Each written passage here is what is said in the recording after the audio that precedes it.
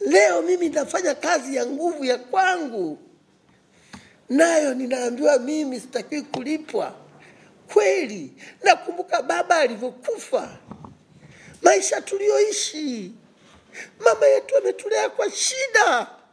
Leo ninaambiwa mimi tena na hela zangu nilizofanya kazi na serikali kwamba hutakiwi kulipwa. Kisa aliyenifanyia hivi ni waziri. Mimi jamani naumia sana. Kila nikikumbuka hivi vitu moyo unaniuma sana. Ninaumia jamani, naumia. Ujasiri unanishinda. Nashindwa kuvumilia.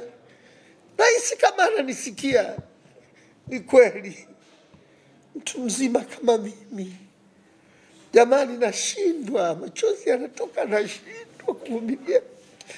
Nakumbuka maisha tulioishi.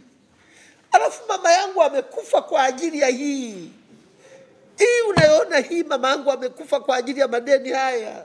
Mama yangu mzazi amekufa kwa madeni haya. Umeshaona?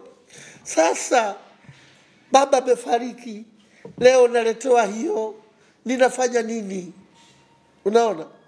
Lakini ndugu zangu, ambacho nataka niwaambie sasa kwa kifupi, kwa nini? Unajua nikieleza hivi nakuwa sieleweki, naweza nisieleweke sana. Lakini nataka niseme nina mambo 6 ambayo kwa kifupi yatakuonyesha ni namna gani sikufanywa haki. Cha kwanza kabisa, mimi sikufanya mkataba na meneja wa TANROADS Rukwa. Nilifanya mkataba na meneja wa TANROADS na Rukwa, sio Katavi. Lakini la pili, huyu mtu alitakiwa kama kuna mgogoro aende kwa adjudicator. Lakini anasema yeye hana, yani huo muda hana. Na jaji anakubali mahakamani eti huo muda hana. Na hiyo ndio sheria. Sasa kama kutakuwa mtu anavunja sheria namna hiyo, sisi wanyonge tutaishia wapi? Moja, sikuwa na mkataba naye. Lakini lingine, kisheria hakukuwa mgogoro. Hakukuwa mgogoro kabisa. Lingine, ametumia kanuni ya kuvunja mkataba ambayo haipo. Haina mamlaka ya kuvunja mkataba. Lingine, amevunja mkataba bila kuwajulisha PPRA. Baki unapovunja, wenye kugawa kazi ni PPRA, mamlaka ya manunuzi. Sasa huwezi kuvunja mkataba wewe bila PPRA. Umeshaona? Yeye amevunja, hajali kitu.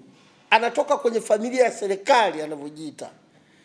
Lakini bado amevunja sheria ya 410 na kanuni yake ya 125 ambayo inakataza termination za namna hii. Lakini majaji wanaona ni sahihi. Mimi sina pa kwenda. Ninamlilia Mheshimiwa Rais, namuomba. Maisha yangu ni ya shida. Mimi kweli ni wa kuomba maisha yangu kweli ni ya kuomba. Usione hivi. Yaani ufike hapo uombe mtu akusaidia hapa. Nina hela zangu, mtu anaanza kuomba kweli. Amevunja sheria 410 inakataza termination za hivi. Lakini wanasema sawa. Lingine niwaulize ndugu zangu, milioni 800 na milioni 29 ziko sawa?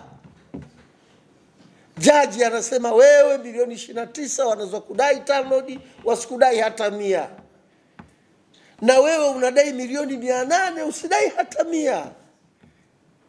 Kwa kosa lipi? Kwa dhambi ipi? Mimi nachomuomba rais ni jambo moja. Siku zote ubaya unaenea haraka sana kuliko wema. Watanzania walio wengi wanaojua kesi yangu mimi, na ni wengi, wanashangaa kwamba kweli inawezekana kukawa double standard ya namna hii. Kwamba kuna mtu anaweza kakanyaga tu sheria. Maana hizi sheria unakuwa umedharau bunge linalotunga. Rais na timu yake wanapoteza muda. Rais lazima angalie hiki kitawafaa watu wangu. Kama sheria ni ya hovyo, rais ataikataa. Kwa hiyo anatumia muda wake kuangalia hii sheria itawafaa watu wangu, hata kama yuko na timu, lakini ataangalia hii. Ina maana unapoivunja umemdharau rais, ni kwamba hana maana. Sasa katika nchi kukiwa na mtu wa namna hiyo, mimi niseme ukweli, sina shida naye kwamba sijui afanye. Mimi ninachotaka hela zangu wanilipe, madeni yanazidi. Sikuiba, nimefanya kazi mimi kwa mkono wangu.